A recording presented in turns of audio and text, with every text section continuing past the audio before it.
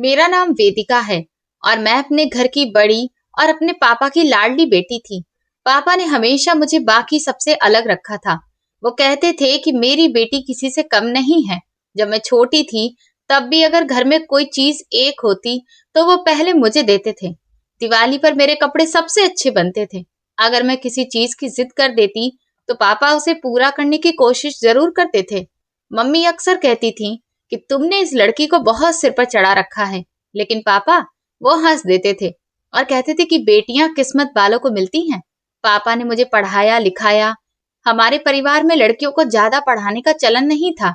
ज्यादातर लड़कियों की जल्दी ही शादी हो जाती थी, लेकिन पापा वो कहते थे कि मेरी बेटी अपने पैरों पर खड़ी होगी। मुझे याद है, जब मैंने कॉलेज में अपनी प्रोफेशनल डिग्री के लिए एडमिशन लिया, तो मोहल्ले वाली औरतें मम्मी के पास बैठकर बातें करती थी। एक औरत ने कहा कि लड़की की उम्र अब शादी की हो गई है और आप हैं कि डिग्री पर डिग्रियां करवा रहे हैं। इतनी आजादी अच्छी नहीं होती। दूसरी बोली कि देख लेना, एक दिन कोई लड़का लेकर सामने खड़ी हो जाएगी। मम्मी चुप हो जाती थी, लेकिन पापा को जब ये बातें पता चलती थी, तो वे गुस्से में कहते थे कि लोगों का काम बातें करना है, मेरी बेटी गलत नहीं है। मुझे 18 साल की उम्र में ही फोन मिल गया था। उस वक्त हमारे परिवार की किसी लड़की के पास फोन नहीं था। मेरी कजिन्स मुझे हैरानी से देखती थी, कुछ जलती थी, कुछ प्यार से पूछती थी कि तुम्हारे पापा तुम पर इतना भरोसा कैसे करते हैं। मैं बस मुस्कुरा देती थी, क्योंकि मुझे पता था कि पापा मुझे समझते हैं। मैंने अपनी पढ़ाई पूरी की और फिर हॉस्टल चली गई। हॉस्टल जाना हमारे परिवार में बहुत बड़ी बात थी। मम्मी कई रातें परेशान रहती थी। वो बार बार कहती थी कि लड़कियों को घर से दूर नहीं भेजते, जमाना खराब है।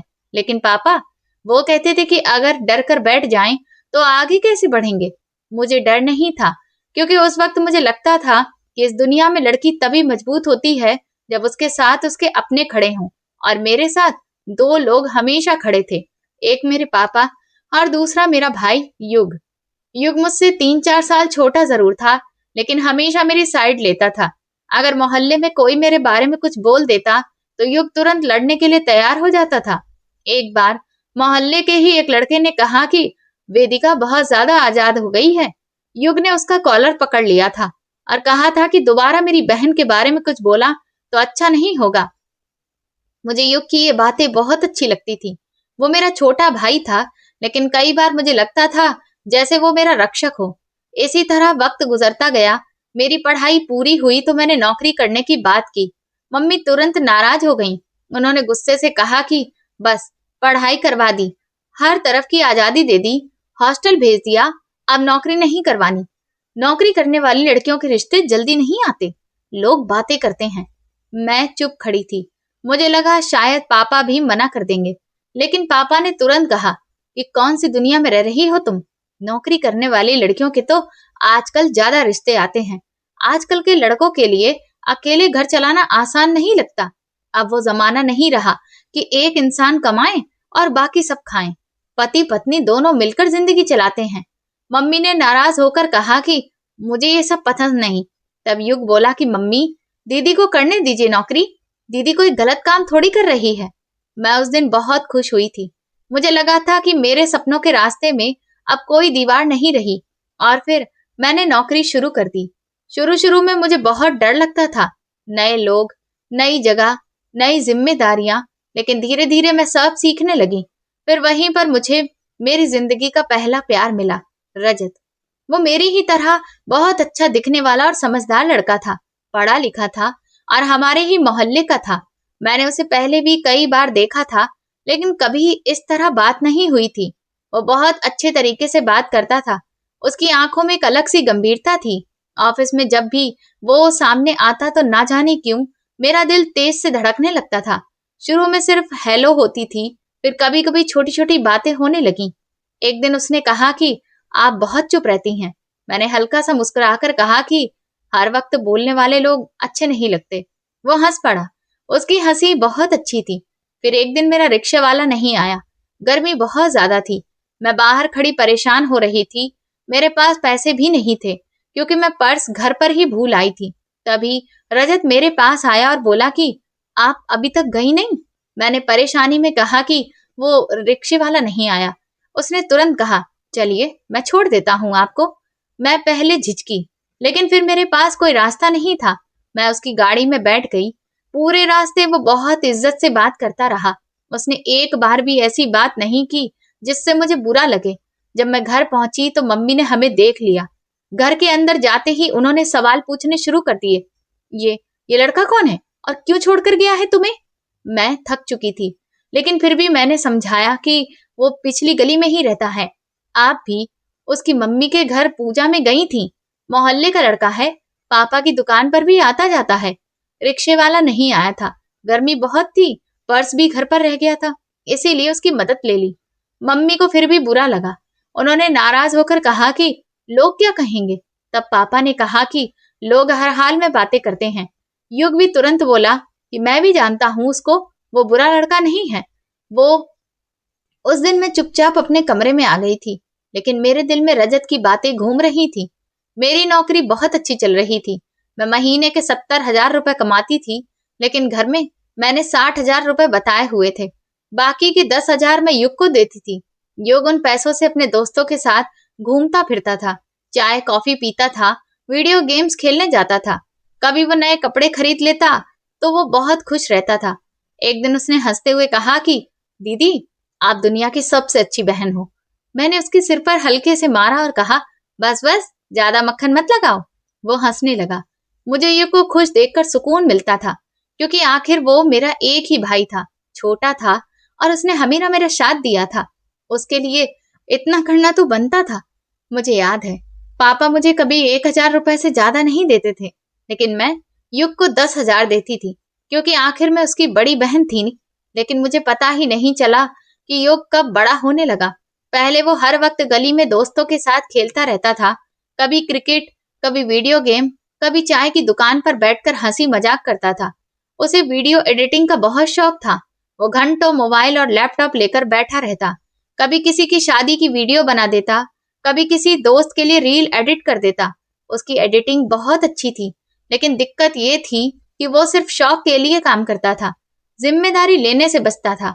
उसने 12वीं पास की तो पापा ने एक दिन उसे अपने पास बैठाया। हम सब रात का खाना खा रहे थे, पंखा चल रहा था, गर्मी बहुत थी।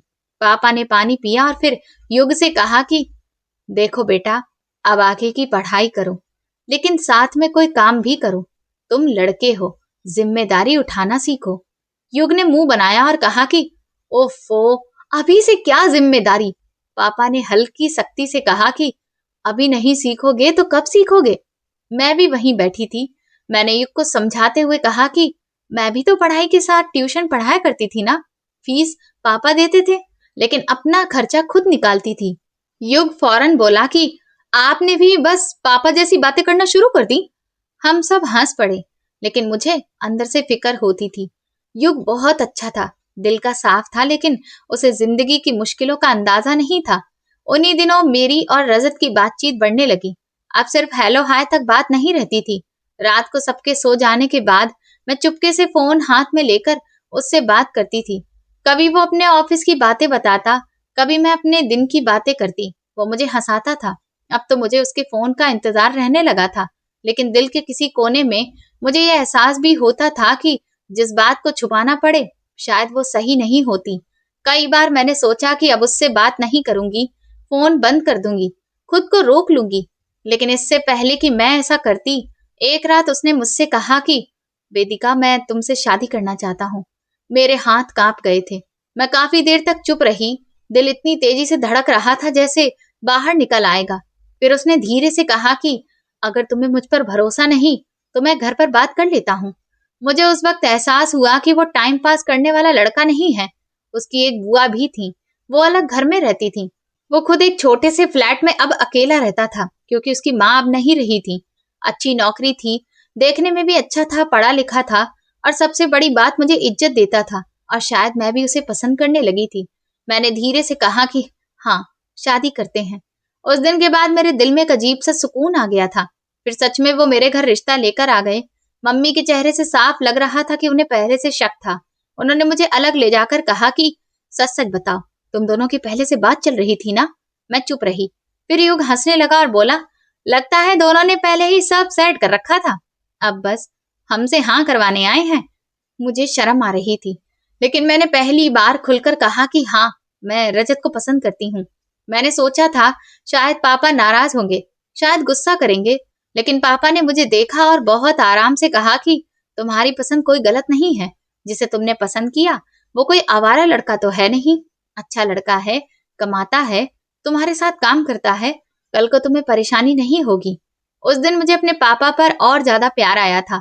उन्होंने मेरे बारे में सिर्फ एक बाप बनकर सोचा और फिर मेरी शादी रजत के साथ हो गई। मैं बहुत खुश थी। जिस इंसान से प्यार हो जाए और फिर उसी से शादी भी हो जाए तो इंसान को लगता है कि जिंदगी पूरी हो गई है। मैं हर सुबह खुशी से उठती थी। छोटा सा घर था हमारा, लेकिन उसमें बहुत सुकून था। रजत मेरा बहुत ख्याल रखता था। कभी मेरे लिए रास्ते से आइसक्रीम ले आता, कभी कहता कि आज खाना मैं बनाऊंगा, कभी रात को चाय बनाकर ले आता। मैं दिल ही दिल में भगवान का शुक्रिया करती थी, लेकिन शायद किस्मत को कुछ और ही मंजूर था। शादी को अभी 15 दिन ही हुए थे कि एक हादसा हुआ जिसने मेरी पूरी दुनिया बदल दी। मम्मी और पापा ऑटो से कहीं जा रहे थे। रास्ते में ऑटो एक ट्रक से टकरा गया और दोनों ने वहीं दम तोड़ दिया। मुझे आज भी वो दिन याद है। मेरे हाथ से फोन गिर गया था। मेरे कान जैसे बंद हो गए थे। मुझे कुछ सुनाई नहीं दे रहा था। बस लग रहा था कि मेरी दुनिया खत्म हो गई। मैं और युग अनाथ हो गए थे। घर लोगों से भरा हुआ था। औरतें रो रही थी, आदमी सबको संभाल रहे थे, लेकिन मुझे कुछ समझ नहीं आ रहा था। मैं बस मम्मी का दुपट्टा देख रही थी और पापा के चेहरे को। मुझे यकीन नहीं हो रहा था कि जो लोग सुबह घर से गए थे वो अब कभी वापस नहीं आएंगे। युग मुझसे लिपटकर बच्चों की तरह रो रहा था। वो बार बार कह रहा था कि दीदी, अब हमारा कौन है? और मेरे पास इस सवाल का कोई जवाब नहीं था। अब युग को सिर्फ मेरा सहारा था और मुझे उस वक्त रजत ने बहुत संभाला। अगर वो ना होता तो शायद मैं टूट जाती। वो मेरे साथ बैठता, मुझे पानी पिलाता, चुपचाप मेरा साथ देता। कई रातें ऐसी निकली जब मैं रोते रोते सो गई और वो मेरे सिर पर हाथ फेरता रहा। मुझे लगता था कि मैं मम्मी पापा के जाने का दुख कभी नहीं भूल पाऊंगी, लेकिन वक्त इंसान को फिर से जीना सिखा ही देता है। करीब 6-7 महीने बाद मैंने खुद को संभालना शुरू किया। नौकरी भी कर रही थी, घर भी संभाल रही थी। युग भी हमारे साथ रहता था। रजत को उसके रहने से कोई परेशानी नहीं थी, लेकिन हमारा अपना घर खाली पड़ा था। एक दिन मैंने रजत से कहा कि हम लोग वहां शिफ्ट हो जाते हैं। रजत तुरंत बोला कि नहीं। मैंने हैरानी से पूछा क्यों? उसने आराम से कहा कि वो घर खाली पड़ा है तो क्या हुआ, बेच तो नहीं रहे हैं ना, पड़ा रहने दो। कल को युग की शादी होगी तो वो वहीं पर रहेगा। वैसे भी उसकी शादी में अभी समय काफी है। फिर उसने हल्का सा मुस्कुराकर कहा कि मैं घर जमाई बनकर नहीं रहना चाहता। मैं समझ गई थी वो खुददार इंसान था, लेकिन युग की सोच अलग थी। एक दिन वो गुस्से में बोला कि मेरी इज्जत का क्या? लोग कहते हैं कि बहन के घर रहने वाला आदमी अच्छा नहीं लगता। मैं इस घर में नहीं रहना चाहता। यहाँ मेरी इज्जत कम होती है। मैं हैरान रह गई, क्योंकि वो खुद कोई काम नहीं करता था। असल में वो चाहता था कि हम सब उसी घर में जाकर रहें, ताकि घर भी चलता रहे और उसे भी आराम मिलता रहे। मैं भाई और पति के बीच फंस गई थी, लेकिन आखिर में मुझे अपने पति का साथ देना पड़ा। मैंने युग को बहुत समझाया कि ऐसा नहीं हो सकता। वो नाराज होकर अकेला ही उस घर में जाकर रहने लगा। लेकिन घर सिर्फ दीवारों से नहीं चलता, उसे चलाने के लिए पैसे भी चाहिए होते हैं, और वो सब मैं भेजती थी। अब मेरा अपना भी घर था, अपनी जिम्मेदारियां थी। रजत को भी ये बात पसंद नहीं थी, लेकिन फिर भी मैं उससे छुपाकर युग को पैसे भेज दिया करती थी, क्योंकि वो मेरा भाई था। एक घर को चलाने के लिए सिर्फ खाने पीने का खर्च नहीं होता। घर अपना था, लेकिन बिजली का बिल, गैस का बिल, पानी का बिल, कूड़े वाले के पैसे, ये सब अलग से देने पड़ते थे। कभी पंखा खराब हो जाता, कभी नल टपकने लगता, कभी राशन खत्म हो जाता, और ये सब मेरी जेब से जा रहा था, क्योंकि युग कुछ भी नहीं करता था। एक दिन युग ने मुझे फोन किया। उसकी आवाज परेशान लग रही थी। मैं ऑफिस में बैठी काम कर रही थी। उसने कहा कि दीदी, वो पैसों की जरूरत है, बिजली का बिल बहुत ज्यादा आ गया है। मैंने हैरानी से पूछा, इतना ज्यादा कैसे आ गया? तो वो हंसते हुए बोला, अरे वो शायद गलती से पंखा चलता रह गया था और 2-3 बार मोटर भी चलाकर भूल गया। मैंने गहरी सांस ली। मुझे गुस्सा भी आया, लेकिन फिर दिल में यही आया कि आखिर वो अकेला है, अभी बच्चा ही तो है, उसे क्या समझ, मेरे पास जो पैसे थे मैंने उसे सब भेज दिए। उस दिन के बाद मेरे अकाउंट में लगभग कुछ भी नहीं बचा था। शाम को मैं घर पहुंची तो रजत थका हुआ सोफे पर बैठा था। गर्मी बहुत थी, बिजली बार बार जा रही थी। वो पसीने में भीगा हुआ था। मुझे देखते ही उसने कहा कि इस बार बिजली का बिल तुम दे देना, मेरे पास पैसे नहीं हैं। मैंने हैरानी से कहा, लेकिन मेरे पास भी पैसे नहीं हैं। वो कुछ पल मुझे देखता रहा, फिर बोला, तुम्हारी सैलरी कहाँ गई? तुम्हारे सारे खर्चे तो मैं उठाता हूँ। 1 महीने का बिजली का बिल दे दोगी तो क्या हो जाएगा? मेरे अंदर अजीब सी घबराहट होने लगी। मैंने नजरें चुराकर कहा कि मेरे पास 1 रुपया भी नहीं है। उसने तुरंत पूछा, फिर पैसे कहाँ गए? मैं चुप हो गई। उसने थोड़ा सख्त होकर कहा, वेदिका, मैं तुमसे पूछ रहा हूँ। मैंने धीरे से कहा कि वो युग को दे दिए। कुछ पल के लिए पूरा कमरा शांत हो गया। फिर उसने हैरानी से कहा, तुम मजाक कर रही हो ना? तुमने सारे पैसे उसे दे दिए? तुम्हें पता है हम दोनों मिलकर 1.5 लाख कमाते हैं। 70,000 घर के खर्च में चले जाते हैं। तुम्हारे 70,000 तो बचने चाहिए। हमें अपने भविष्य के लिए सेविंग करनी चाहिए। गलती सच में मेरी थी, लेकिन न जाने क्यों मुझे गुस्सा आने लगा। मैंने तुरंत कहा, क्यों? मैं ही क्यों सेविंग करूं? सेविंग करना तो तुम्हारा काम है ना, पति तो तुम हो। रजत ने थके हुए अंदाज में अपना सिर पकड़ लिया, फिर बोला, आज के समय में मैं या तो घर चला सकता हूँ या फिर सेविंग कर सकता हूँ। 70,000 मेरी सैलरी है, 70,000 तुम्हारी, और उन्हीं पैसों में हमारा घर चलता है। तो मैं कहाँ से बचत करूं? और इस बार सच में मेरे पास बिल के पैसे नहीं हैं। अगर बिल नहीं भरा तो बिजली वाला मीटर काट कर ले जाएगा। मैं भी गुस्से में थी, शायद भावनाओं में बह चुकी थी। मैंने कहा, तुम भी अजीब बातें करते हो। एक तरफ कहते हो कि मैं तुम्हारे भाई के घर में जाकर नहीं रहूंगा, और दूसरी तरफ मुझसे घर का बिल मांग रहे हो। तुम्हारी वजह से ही तो ये सब हुआ है। तुम मेरे भाई को निकम्मा समझते हो कि वो यहाँ पड़ा रहे, लेकिन खुद उसके घर में रहना नहीं चाहते। ये बातें मेरे मुंह से गुस्से में निकल गई थीं। बोलते ही मुझे एहसास हो गया था कि मैंने बहुत गलत कहा। रजत चुप हो गया। उसने ना चिल्लाया, ना बदतमीजी की, ना कोई जवाब दिया। वो बस खामोशी से उठा और दूसरे कमरे में चला गया। उस रात हम दोनों ने एक दूसरे से बात नहीं की। अगले दिन वो ऑफिस से वापस आया तो उसका चेहरा उतरा हुआ था। वो बहुत परेशान लग रहा था। मैंने पूछा, क्या हुआ? उसने धीरे से कहा कि मेरा पर्स चोरी हो गया। मेरे दिल को जैसे झटका लगा। उसने कहा, उसमें बिल के पैसे भी थे। मैं तुरंत चुप हो गई। मुझे अपनी कल वाली बातें याद आने लगी। मुझे लगा जैसे मैंने उसका दिल तोड़ दिया हो। मैं उसके पास जाकर बोली, रजत, मुझे माफ कर दो। मैंने गुस्से में गलत बातें कह दी थी। लेकिन उसने मेरी तरफ देखा तक नहीं। उसकी खामोशी मुझे अंदर से तोड़ रही थी। मैं बार बार बात करने की कोशिश करती, लेकिन वो सिर्फ हाँ या ना में जवाब देता। फिर एक दिन छोटी सी बात पर दोबारा झगड़ा हो गया, और उसके बाद जैसे कि हमारे घर का सुकून ही खत्म हो गया। अब हमारे घर में रोज लड़ाई होने लगी, और हर लड़ाई की वजह कहीं ना कहीं युग ही होता था। लेकिन उस वक्त मुझे ये समझ नहीं आ रहा था कि मैं अपने भाई के लिए अपना घर बर्बाद कर रही हूँ। मैं हमेशा यही सोचती थी कि मैं गलत नहीं हूँ, मैं सिर्फ अपने भाई का साथ दे रही हूँ। लेकिन शायद इंसान कई बार सही इरादे के साथ भी गलत फैसले करता रहता है। फिर एक दिन ना जाने क्या हुआ, रजत घर आया। उसके चेहरे पर अजीब सी सख्ती थी। वो काफी देर तक चुप खड़ा रहा। मैंने पूछा, क्या हुआ? उसने अचानक कहा कि मैं तुम्हारे जैसी औरत के साथ अब नहीं रह सकता। मैं हैरान रह गई। मैं कुछ समझ पाती उससे पहले ही उसने मुझे छोड़ने की बात कह दी। मेरी टांगों से जैसे जान निकल गई। मैं उसे देखती रह गई। मैंने रोते हुए कहा कि लेकिन मेरी इसमें गलती क्या है? मेरा कसूर क्या है? लेकिन उसने कुछ नहीं बताया, बस इतना कहा कि यहाँ से चली जाओ। उस रात मैं आधी रात को रोती हुई युग के घर पहुंच गई। मेरे हाथ कांप रहे थे, आंखें सूज चुकी थीं।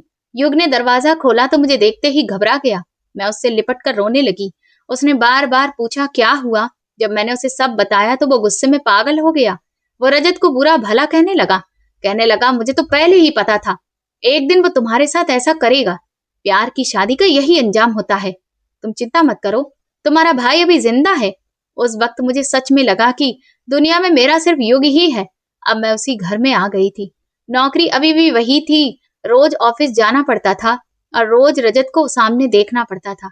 लेकिन वो मेरी शक्ल देखने से इतना परेशान हो चुका था कि उसने अपनी नौकरी ही छोड़ दी। मैं हैरान थी। मुझे आज तक समझ नहीं आया था कि आखिर उसने मुझे क्यों छोड़ा। मैंने अपनी नौकरी नहीं छोड़ी, मैं काम करती रही और हमारा कानूनी रूप से तलाक हो गया। इसी तरह 1 साल गुजर गया। फिर एक दिन न जाने मेरे मन में क्या आया, शायद जिद थी, शायद दुख था, शायद मैं रजत को दिखाना चाहती थी कि मुझे भी कोई दूसरा इंसान मिल सकता है। उसी जिद में मेरी बात शक्ति नाम के एक लड़के से हुई। हमारी ऑनलाइन बातें शुरू हो गईं। उसने मुझे बताया कि उसकी भी पहले शादी हो चुकी है, उसे भी धोखा मिला था। मैंने भी उसे अपनी पूरी कहानी बता दी। हम दोनों को लगा कि शायद हम एक दूसरे को संभाल लेंगे, और फिर मैंने शक्ति से शादी कर ली। लेकिन शादी के बाद मुझे एहसास हुआ कि मैंने बहुत बड़ी गलती कर दी। वो बहुत शक करने वाला और गुस्सैल इंसान था। शुरू में वो ठीक रहा, लेकिन फिर उसका असली व्यवहार सामने आने लगा। वो हर बात पर मुझे ताने देता, बार बार रजत का नाम लेता, कहता कि तुम उसके साथ ज्यादा खुश थी ना, मेरे साथ खुश नहीं हो। मैं समझाती कि देखो ऐसी बात नहीं है, लेकिन वो तो सुनता ही नहीं था। रजत के साथ मेरे बहुत झगड़े हुए थे, लेकिन उसने कभी भी मुझ पर हाथ नहीं उठाया था। लेकिन शक्ति, वो तो मुझे धक्का देता, कभी बांह पकड़कर जोर से झंझोड़ देता, कभी गुस्से में सामान फेंकने लगता, और हर बार मैं अंदर से थोड़ा और टूट जाती। मैं रात रात भर जागकर सोचती रहती कि शायद सच में मेरी किस्मत ही खराब है। शक्ति खुद भी घर जमाई बनकर रह रहा था, क्योंकि उसका अपना कोई घर नहीं था। वो उसी घर में रह रहा था, और मैं चुपचाप अपनी जिंदगी को बिखरता देख रही थी। शक्ति कोई काम भी नहीं करता था, उसके खर्चे भी मैं ही उठाती थी। घर का राशन, बिजली के बिल, गैस, उसके कपड़े, उसके सिगरेट तक के पैसे कई बार मैं देती थी। और हर बार मेरे दिल में एक ही बात आती थी कि रजत ने आज तक मुझसे अपने लिए 1 रुपया नहीं मांगा था। मोहब्बत तो मुझे रजत से ही हुई थी। शक्ति मेरे लिए सिर्फ एक मजबूरी था, लेकिन फिर भी वो मेरा पति था। मैं पूरी कोशिश करती थी कि उसके साथ अच्छे से रहूं, उसकी बात मानूं, उसके गुस्से को सह लूं, शायद इसी में घर बच जाए। लेकिन उसके साथ बिताया हुआ हर दिन मेरे लिए बोझ बनता जा रहा था। वो सुबह देर से उठता, सारा दिन मोबाइल हाथ में लेकर बैठा रहता, कभी वीडियो देख रहा है, कभी किसी से फोन पर बेकार की बातें कर रहा है। और अगर मैं थकी हुई ऑफिस से वापस आती तो उल्टा मुझ पर गुस्सा करता कि खाना देर से क्यों बना है। मुझे कई बार लगता था कि मैं पति के साथ नहीं बल्कि एक जिद्दी बच्चे के साथ रह रही हूँ। फिर एक दिन सब कुछ खत्म हो गया। मैं उस दिन ऑफिस से बहुत थकी हुई वापस आई थी। गर्मी बहुत थी, सिर में दर्द हो रहा था। जैसे ही मैं घर में दाखिल हुई तो देखा कि शक्ति गुस्से में बैठा है, उसका चेहरा लाल हो रहा था। मैंने हैरानी से पूछा, क्या हुआ? उसने अचानक उठकर मेरे मुंह पर जोर से थप्पड़ मार दिया। मेरी आंखों के आगे अंधेरा सा छा गया। मैं अभी संभली भी नहीं थी कि वो चीखने लगा और एक ही सांस में बोला कि अब मैं तुम्हारे साथ नहीं रह सकता। मैं पत्थर की तरह खड़ी रह गई। फिर उसने मुझे धक्का दिया। अगर युग मुझे ना पकड़ता तो शायद मैं जमीन पर गिर जाती। युग गुस्से में उसके सामने आ गया और चिल्लाकर बोला कि मेरी बहन पर हाथ क्यों उठा रहा है। शक्ति ने गुस्से से कहा कि तेरी बहन ही बेकार है। फिर वो अपना सामान उठाने लगा। मैं रोती हुई उसके सामने गई और कहा कि आखिर वजह क्या है, मैंने क्या किया है। लेकिन उसने मेरी तरफ देखा तक नहीं। वो बस सामान उठाकर चला गया। दरवाजा बंद हुआ तो ऐसा लगा जैसे मेरी जिंदगी का एक और रिश्ता खत्म हो गया हो। मैं हैरान रह गई थी। दूसरी बार मेरा घर टूटा था और इस बार भी मुझे वजह नहीं बताई गई थी। मैं तो ऑफिस में काम कर रही थी, वापस आई और सब खत्म हो गया। उस रात मैं बहुत देर तक छत को देखती रही। मैं सोचती रही, क्या मेरी किस्मत सच में इतनी खराब है कि मेरे साथ होने वाले जुल्म की वजह भी नहीं बताई जाती, बस जुल्म कर दिया जाता है। उसके बाद मैंने घर से निकलना कम कर दिया। ऑफिस जाती, वापस आती और अपने कमरे में बंद हो जाती। अब तीसरी बार शादी करने का मेरा कोई इरादा नहीं था, बस जिंदगी गुजर रही थी। 3-4 महीने बाद एक दिन युग मेरे पास आया। उसके चेहरे पर अजीब सी खुशी थी। वो मेरे पास बैठ गया और कहने लगा कि दीदी, मुझे एक लड़की से प्यार हो गया है। मैंने उसे देखा, उसकी आंखों में वही चमक थी जो कभी मेरी आंखों में रजत के लिए हुआ करती थी। उसने कहा कि मैं उससे शादी करना चाहता हूँ। फिर उसने खुशी से बताया कि उसने 15-20 हजार की नौकरी भी शुरू कर दी है। तनख्वाह इतनी नहीं थी कि पूरा घर चल सके, लेकिन मुझे खुशी इस बात की थी कि कम से कम उसने काम तो शुरू किया। उसने थोड़ा झिझकते हुए कहा कि वो दीदी लड़की वाली है ना, और उनकी कुछ डिमांड्स भी होंगी, शादी में खर्चा तो होगा ना। मैंने तुरंत कहा, तुम फिक्र मत करो, मैं कुछ करती हूँ। मैंने अपने ऑफिस वालों से कर्जा लिया। मैं इतने सालों से वहां काम कर रही थी। सब लोग मुझे जानते थे। मेरा काम भी अच्छा था, इसीलिए उन्होंने मुझे पैसे दे दिए। फिर मैंने युग की शादी की तैयारियां शुरू कर दी। कपड़े, फर्नीचर, बर्तन, बिस्तर, हर चीज के लिए मैं खुद भाग दौड़ करती। और अजीब बात यह थी कि जब मैं उन तैयारियों में लगी रहती तो अपना दुख भूल जाती। लेकिन रात को जब अकेली होती तो फिर वही सवाल मेरे दिमाग में आने लगता, आखिर रजत ने मुझे इतनी आसानी से कैसे छोड़ दिया? और फिर शक्ति ने भी। मैं आखिर इतनी बुरी क्या थी? रजत ने अभी तक दूसरी शादी नहीं की थी।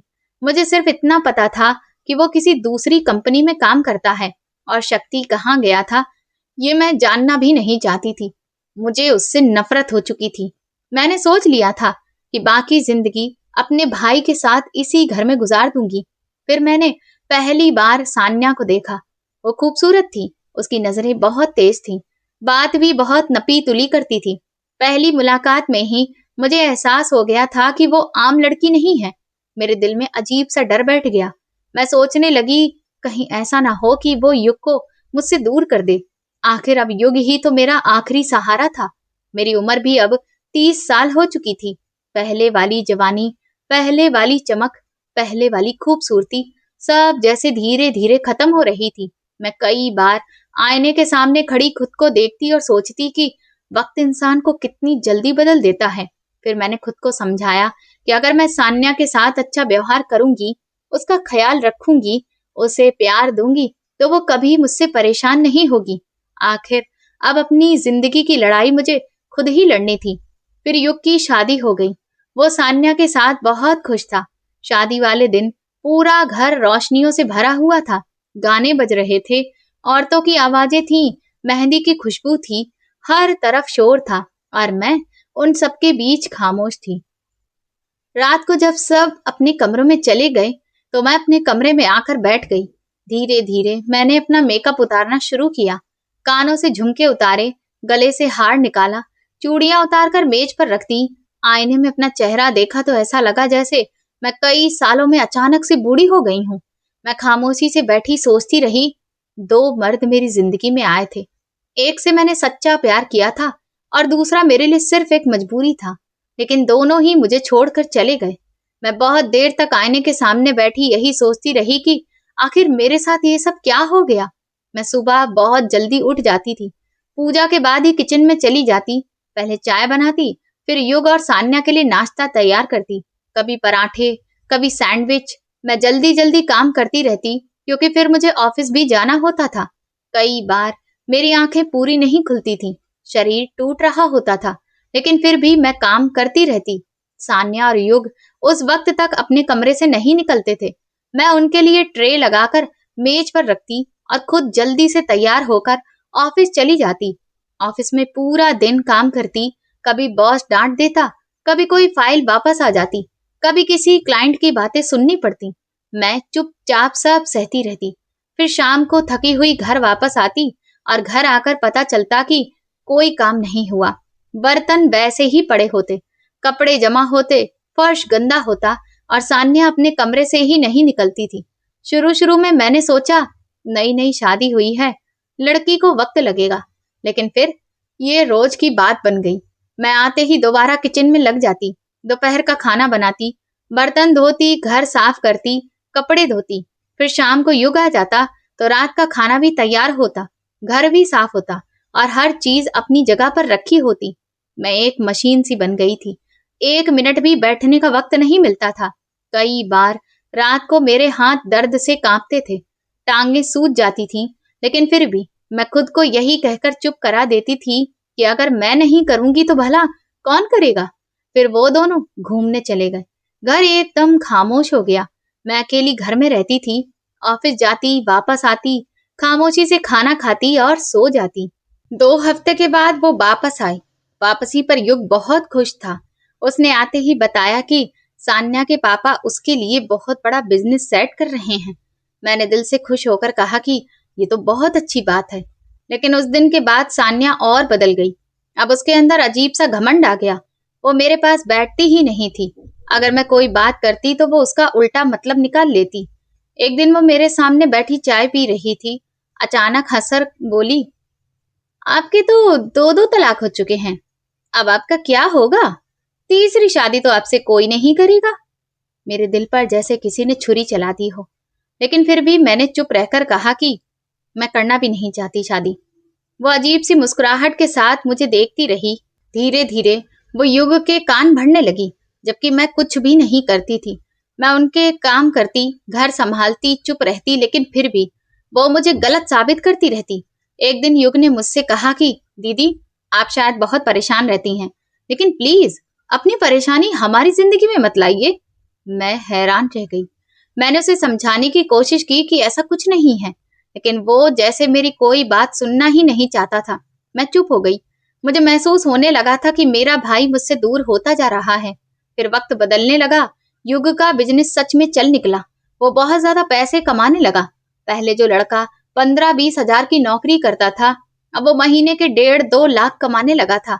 अब वो दोनों खुद ही घर का सामान ले आते थे, लेकिन अजीब बात ये थी कि अगर मैं उस सामान से कुछ भी इस्तेमाल कर लेती तो फौरन बातें सुनने को मिलती। एक दिन सान्या ने फ्रिज खोलते हुए कहा कि आपने दूध बहुत ज्यादा इस्तेमाल कर लिया है। मैं चुप खड़ी रह गई। मुझे वो दिन याद आने लगे जब इसी घर को मैं अपनी तनख्वाह से चलाती थी, जब युग कुछ नहीं कमाता था, जब हर बिल मैं भरती थी, जब सब्जी, राशन, दाल, चावल सब कुछ मेरे पैसों से आता था। तब मैंने कभी किसी को नहीं टोका था, लेकिन अब हालात बदल चुके थे। अब रोज अच्छा खाना बनता था, वो दोनों अच्छे कपड़े पहनते, घूमते फिरते, और मेरे पास 1 रुपया भी नहीं बचता था, क्योंकि युग की शादी के लिए जो उधार लिया था वो सब उसी में खर्च हो जाती। अब 6-7 साल गुजर चुके थे। उम्र के साथ मैं थकने लगी थी, लेकिन सुकून फिर भी नहीं मिला था। वो दोनों अब मेरी तरफ देखते भी नहीं थे। खुद खाना बनाते, खुद साथ बैठकर खाते, कभी बाहर से खाना मंगा लेते, कभी घूमने निकल जाते, और मुझे पूछते तक नहीं थे। मैं कई बार अपने कमरे के दरवाजे से उन्हें हंसते हुए देखती रहती और चुपचाप वापस अपने कमरे में आ जाती। मुझे सबसे ज्यादा तकलीफ इस बात की थी कि वो युग जो कभी मेरी हर बात मानता था, जो मेरे लिए लड़ जाता था, जो मुझ पर जान देता था, अब मेरी तरफ देखना भी पसंद नहीं करता था।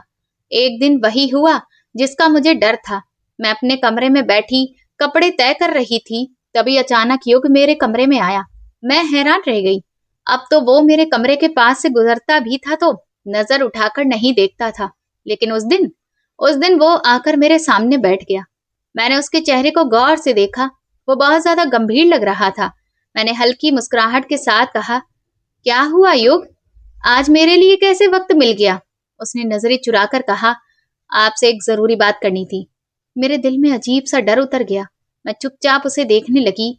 उसने गहरी सांस ली, फिर बोला, बात यह है कि मैं ये घर बेचना चाहता हूँ। मेरे हाथ वहीं रुक गए। कुछ पल के लिए मुझे लगा शायद मैंने गलत सुना है।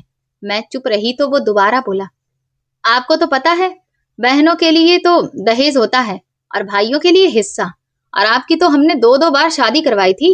अब इतने पैसे तो नहीं है कि आपको आपका हिस्सा दे सकूं। मुझे उसकी बात समझने में कुछ पल लगे, फिर मैंने तुरंत कहा, अरे मुझे कोई हिस्सा नहीं चाहिए, बस तुम मेरे साथ रहो, मुझे और कुछ नहीं चाहिए। वो फौरन बोला, मतलब आप अपना हिस्सा छोड़ रही हैं? मैंने नम आंखों के साथ हंसने की कोशिश की और कहा, हिस्सा क्या है पागल, मेरे लिए तो तू ही सब कुछ है। वो कुछ सेकंड चुप रहा, फिर बोला, चलो अच्छा है। उसके बाद उसने जो बात कही, उसने मेरे अंदर जैसे सब कुछ तोड़ दिया।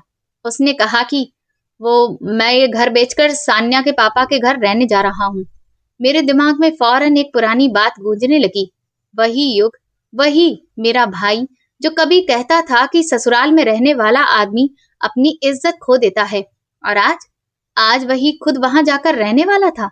मैंने उसे हैरानी से देखा और कहा, तुम घर जमाई बनोगे? तुम्हें अजीब नहीं लगेगा?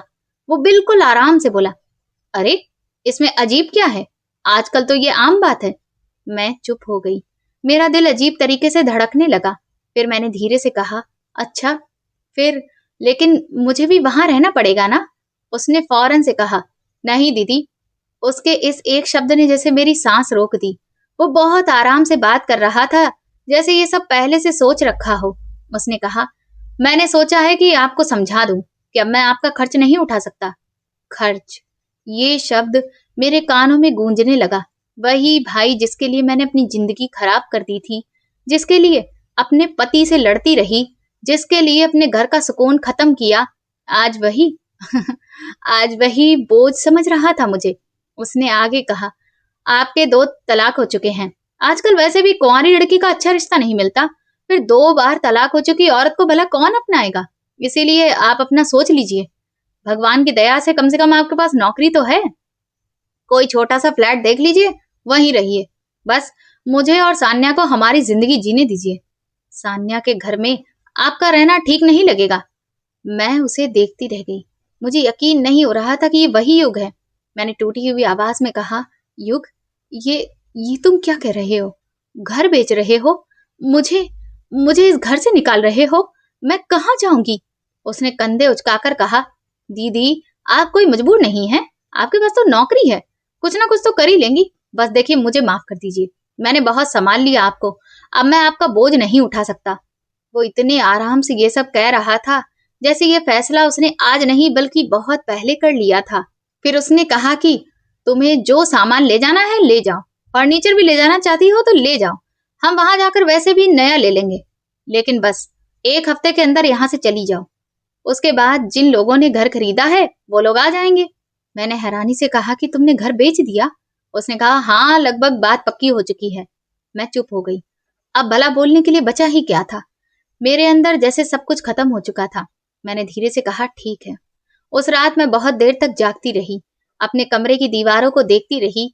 यही वो घर था जहां मैं बड़ी हुई थी, जहां मम्मी की आवाज गूंजती थी, जहां पापा शाम को आकर बैठते थे, जहां युग मेरे साथ लड़ता झगड़ता और हंसता था। और आज आज उसी घर से मुझे निकाला जा रहा था। मैंने वहां से कुछ भी नहीं उठाया।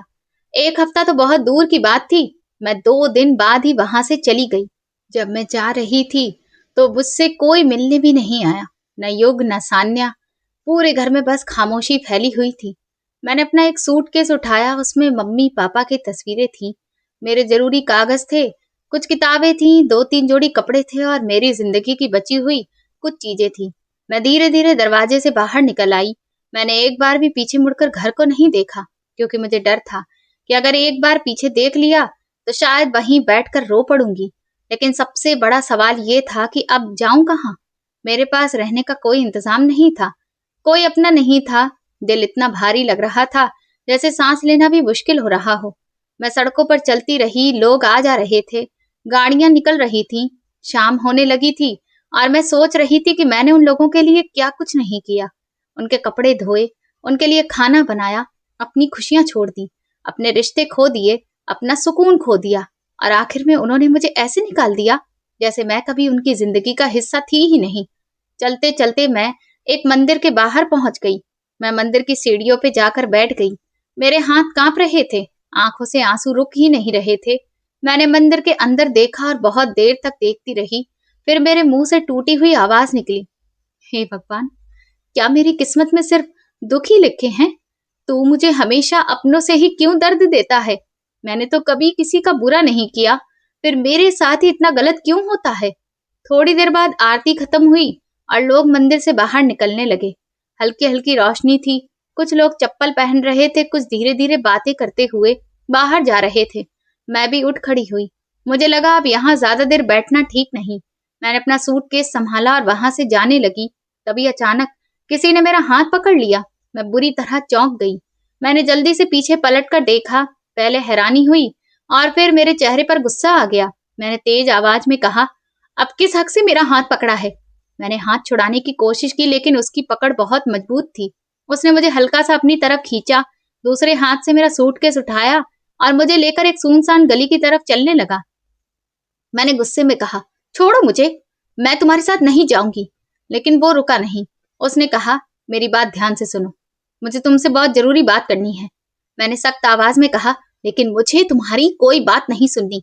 जब तुम्हें हक था तब बिना वजह बताए मुझे छोड़ दिया था। अब क्या चाहते हो? वो फिर बोला, चुपचाप मेरे साथ चलो। मैंने हाथ झटकते हुए कहा, नहीं जाऊंगी। इस बार मैं उसकी पकड़ से निकल गई। मैं कुछ पल वहीं खड़ी रही। मेरे अंदर अजीब सी बेचैनी थी। मेरे दिमाग में वो पुराने दिन घूमने लगे जब यही इंसान मुझे अपने पास रखता था तो मुझे सुकून मिलता था, लेकिन अब वो सुकून खत्म हो चुका था। अब सिर्फ दर्द था और ढेर सारे सवाल थे। उसने मेरी तरफ देखकर धीरे से कहा, ठीक है, फिर सारी जिंदगी सच जाने बिना ही परेशान रहना। कभी पता नहीं चलेगा कि तुम्हारे साथ ये सब क्यों हुआ। ये सुनकर मैं चुप हो गई। वो आगे बढ़ गया और मेरे कदम अपने आप उसके पीछे चल पड़े। मुझे पता था, उसे भी मालूम है कि मैं उसके पीछे आ रही हूँ। उसका घर ज्यादा दूर नहीं था। कुछ मिनट बाद हम एक छोटे से फ्लैट में पहुंच गए।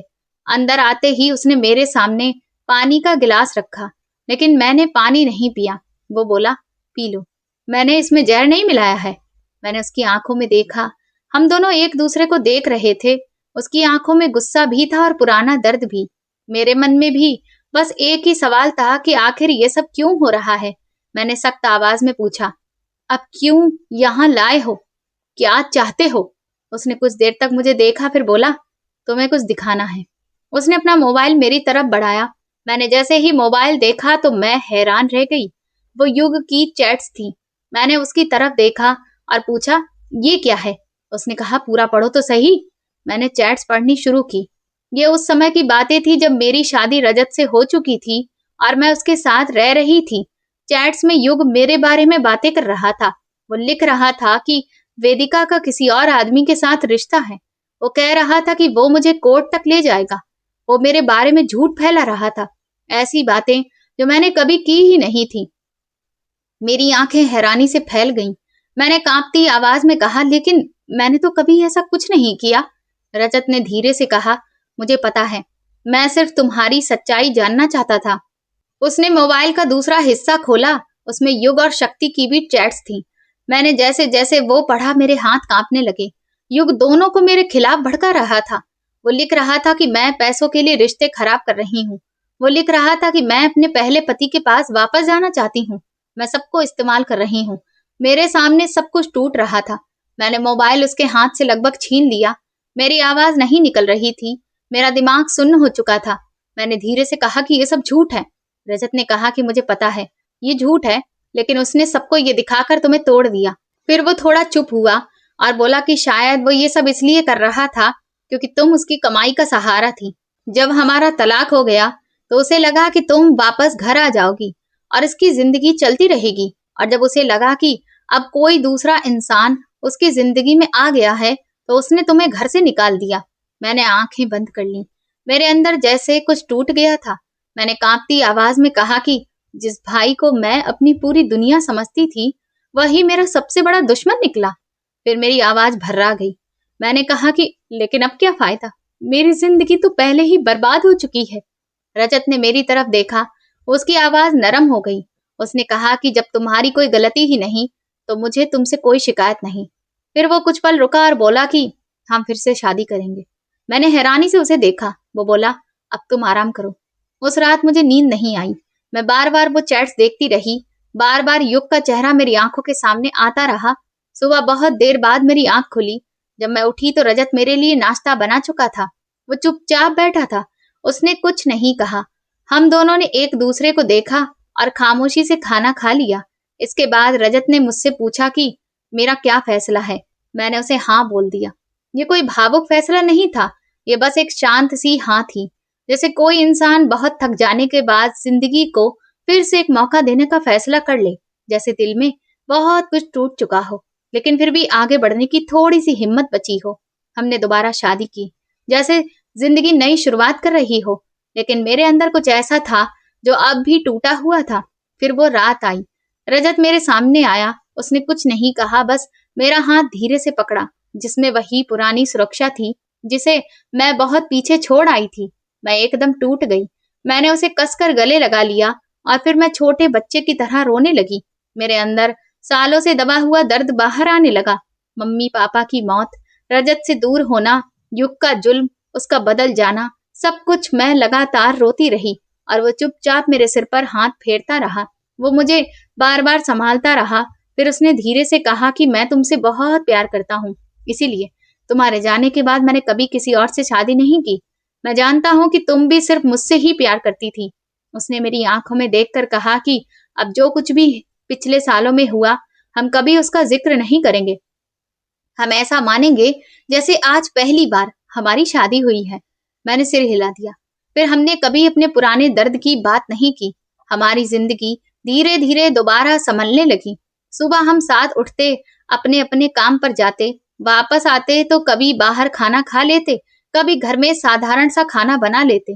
जिंदगी में एक अजीब सा सुकून वापस आने लगा, जैसे बड़े तूफान के बाद सब कुछ शांत हो जाता है और इंसान फिर से चैन की सांस लेना सीख जाता है। फिर एक दिन मुझे पता चला कि मैं माँ बनने वाली हूँ।